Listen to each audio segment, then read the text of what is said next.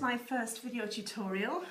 Tonight I'm going to show you how to make a book like this, which, if I get the right way around, opens out like this. It's a sort of origami squash book or exploding book, has various names. So we're going to have a go at doing that tonight. And to do this, I'm actually using some paper which came free with a magazine. It's called the Cooking Cookies from Knitwit Collections, and it came with a Simply Homemade magazine. And I quite liked the designs, the cooking designs with this, which I thought would work well with pictures of cupcakes and other baking that I've done. And it's got lots of great motifs as well that go with it, which at a later date I'll probably cut out and use to embellish my books, because now I will have two books like these particularly. So lots of nice things to embellish with.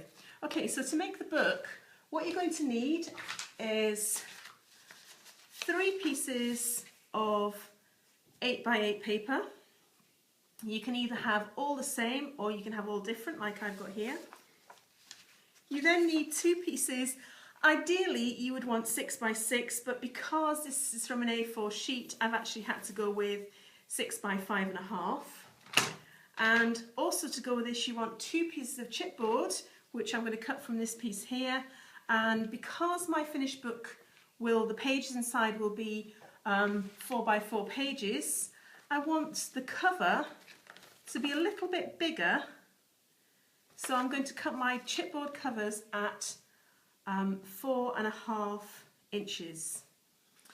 I'm just going to go and cut those now, and I'm going to start some folds, and I'll be back in a moment. Okay, so we're ready to continue the tutorial. I'm going to start with showing you how to do the fold, which makes the internal pages. And for the first page and the third page, what we want, show you my example, is we want the points to be pointing up and the centre page the points are pointing down. So I'm going to do the first and the third pages first, and this one I've done, I'm going to have red on either side, just like we did before. And what I'm going to do, to have red on the inside, you're going to start on the red side and fold in half, and then in half again the other way, making sure your folds are really crisp. If you're not like me and you don't have acrylic nails, then you might want to use a bone folder just to make sure those folds are crisp. Then for your final fold, you're going to turn the paper over, and this time do a fold corner to corner.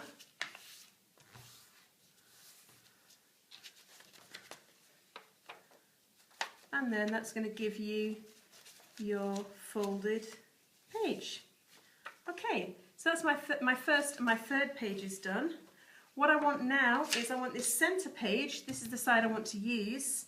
What I want with this is the side I want up. So because this time we want the points facing downwards, I'm going to start on the other side, and I'm going to start by folding in half.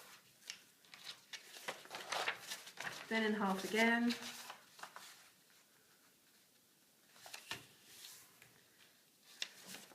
and this time with the side I want upwards, and this time those points fold downwards. And I need to join these 3 pages together, so what I'm going to do, check this is the way around that I want it. I'm going to use some adhesive. I use an ATG gun. You can use any sort of glue, double-sided tape, glue stick, anything you want to join these. The trick is to make sure that you overlap the first square on that side with the square on this side. Okay, and then you're going to do the same on this side. Some glue there, or tape.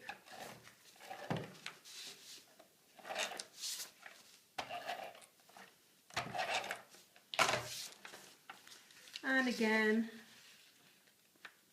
overlap those one square over the other. And then what will happen is when you've done that, when you fold up your book, might need a little bit of persuasion.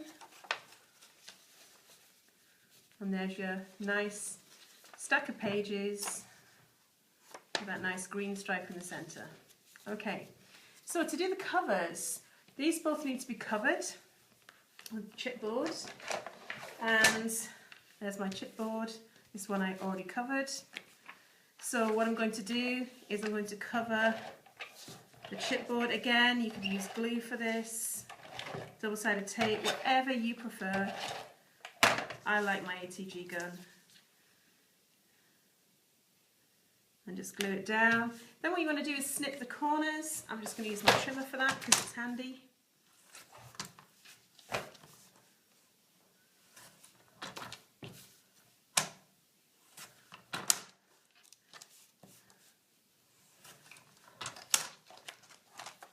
And then finally, I want to glue each of these edges down.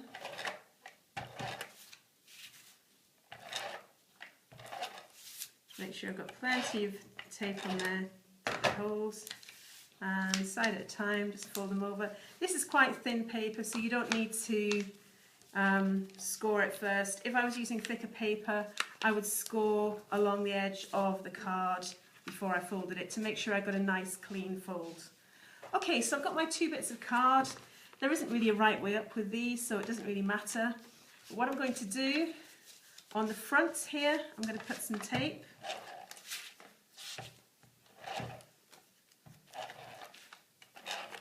And then I'm going to position this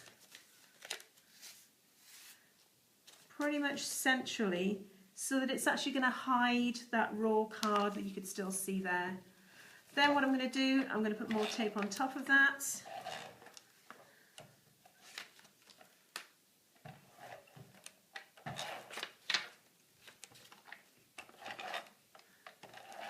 Plenty of tape on there.